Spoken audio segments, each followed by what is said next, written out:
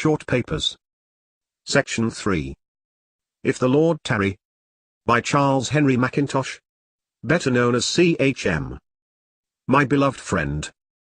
Since our last conversation, I have been thinking a good deal of the subject which was then before us, and the more I think of it, the more disposed I am to doubt the moral fitness of the use so frequently made of the sentence which stands at the head of my letter.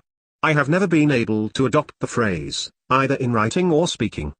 In fact, it is not according to Scripture, though it seems lately to have become a favorite expression with many Christian people who desire to speak and act as in the divine presence and according to the direct teaching of Holy Scripture.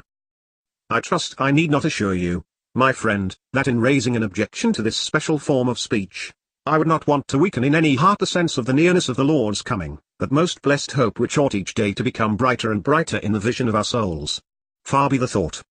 That hope abides in all its moral power and in no wise depends on the using or not using of any set form of words.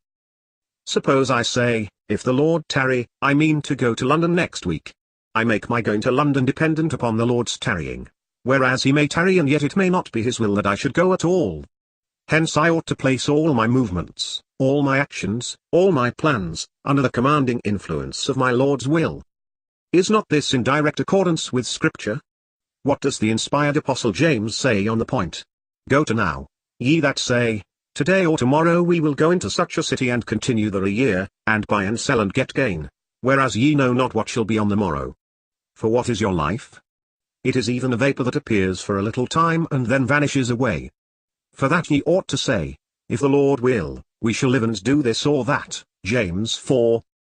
Here, the Spirit of God furnishes us with the proper form of words to be used in all our acts and ways.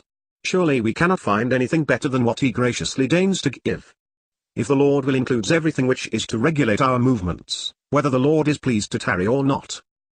But in writing this I have no thought of judging anyone in his use of any particular phrase. I am merely giving you my reasons for not adopting the form in question.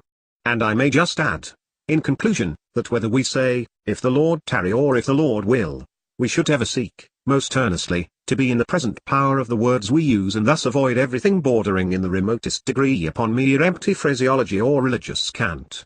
May the Lord make us very real in all our words and ways. Most affectionately yours, CHM.